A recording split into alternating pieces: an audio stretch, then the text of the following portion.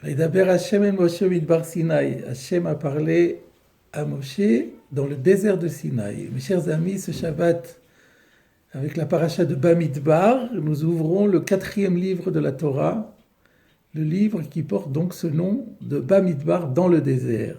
Comment comprendre qu'un livre entier de la Torah, même une paracha entière, porte un nom aussi peu important apparemment que ce nom de désert qui connote simplement une indication géographique et qui plus est, qui est connoté très péjorativement. Le désert, c'est le lieu dénué de toute végétation, le lieu de dépeuplement, le vide, la désolation.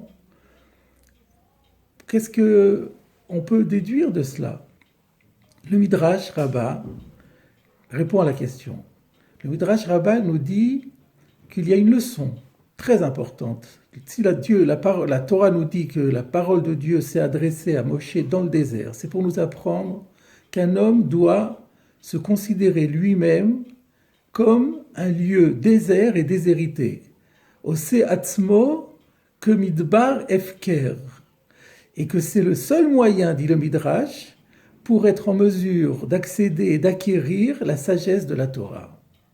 Maintenant, il s'agit de comprendre qu'est-ce que cela signifie faire de soi-même, se considérer soi-même comme étant un lieu désert et déshérité. Je voulais vous citer une explication du Sfat Emet, le grand maître de la pensée chassidique de la dynastie de Gour, qui fait remarquer que ce Shabbat, qui est Shabbat Bamidbar, est également le Shabbat où nous lirons le 6e chapitre des Pirkei Avot, le dernier chapitre des Pirkei Avot, qui est consacré tout entier à la Torah et qui vient à point nommé, puisque ce Shabbat est le Shabbat qui précède immédiatement la fête de Shavuot. Et ce chapitre démarre avec un enseignement de Rabbi Meir qui nous dit « Kol haosek baTorah lishma » quiconque s'adonne à la Torah, lishma, pour elle-même, zoché lidvarim arbe, s'acquiert de nombreux mérites, et plus encore, tout le monde entier mérite d'être créé rien que pour lui. En d'autres termes, la notion d'étudier la Torah lishma pour elle-même est une notion fondamentale. Et d'ailleurs, dans la bénédiction sur la Torah, Birkat Torah que nous lisons tous les matins, nous demandons à Dieu de nous aider effectivement à étudier la Torah lishma. Qu'est-ce que ça veut dire au juste, étudier la Torah pour elle-même? Alors, a priori, au sens simple, cela veut dire qu'on doit étudier la Torah de manière désintéressée, sans en vouloir tirer un avantage quelconque, même un avantage d'ordre spirituel tel que le plaisir intellectuel de se livrer à cette étude, et également de ne pas considérer la Torah simplement comme une théorie, comme une science théorique, mais avoir au contraire la compréhension du fait que tout ce que nous allons étudier dans cette Torah, nous avons pour vocation et obligation de la traduire dans la pratique et dans notre vécu. C'est l'étymologie même du sens du mot Torah. Le sens étymologique du mot Torah, c'est une règle de vie. Donc, Torah Lishma, c'est concrétiser les enseignements et les valeurs de la Torah dans la vie pratique.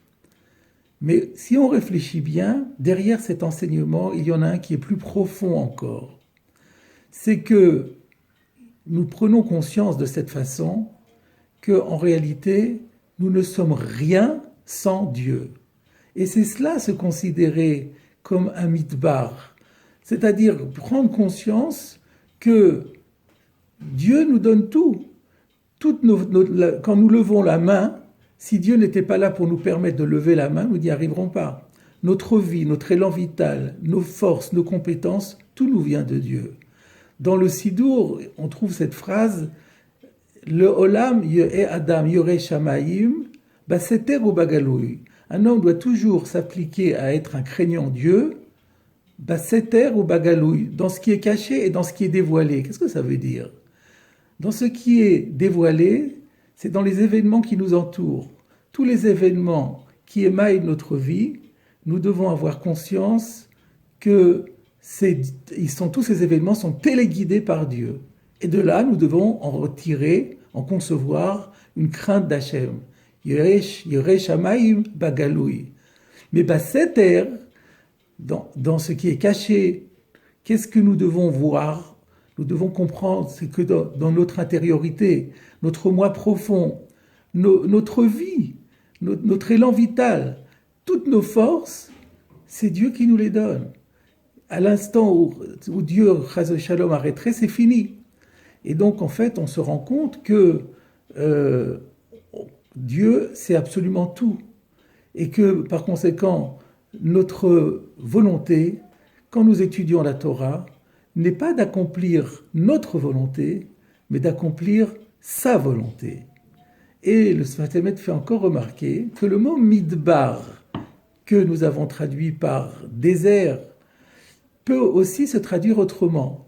Parce que la racine Dalet Beit Reish, qui veut dire en hébreu commander, diriger. Dabar Echad Lador, il y a un leader par génération, dit le Talmud. Et donc, Dabar, c'est commander, diriger, guider. Midbar, c'est un passif. Et cela veut donc dire que un midbar, c'est celui qui accepte de se laisser guider, de se laisser diriger, et donc qui est au service du guide, le guide qui est Akadosh Baruch Hu. Et alors, nous comprenons ainsi le Midrash également, qui est assez étonnant, et qui donne une parabole d'un prince qui rentre dans une ville, et les gens de la ville s'éloignent de lui, le fuient. Il va dans une autre ville, dans un autre pays, dans une autre contrée, on le fuit. Et quand il arrive dans une ville déserte, alors les gens accourent à lui et lui disent « Sois notre roi ».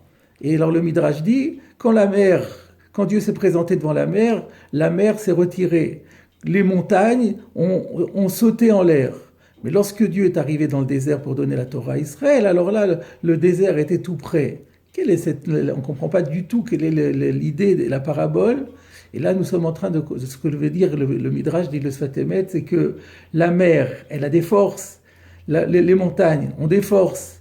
Et le fait d'avoir des forces distinctes éloigne la possibilité pour la personne en question d'avoir une soumission totale et aveugle à Kadosh Baruch Hu. Alors que le désert, quand on est conscient qu'on n'est rien sans Akadosh Baruch Hu, alors là, on est prêt à faire preuve d'une soumission aveugle. Nous comprenons maintenant, mes chers amis, pourquoi la paracha de Bamidbar est toujours lue le Shabbat qui précède la fête de Shavuot. Fête de Shavuot, anniversaire du don de la Torah. Pour être à même de recevoir la Torah, il faut être absolument déterminé à comprendre que notre seule vocation, c'est d'être les instruments de la volonté de Dieu. Nous n'avons que pour mission que d'actualiser dans les actes, dans les faits, la volonté de Dieu et non pas notre volonté. Être fier et heureux d'être les instruments de la volonté d'Hachem, voilà ce qu'est la condition du juif et de celui d'Israël qui est si heureux chaque année de commémorer ce don de la Torah. Shabbat Shalom.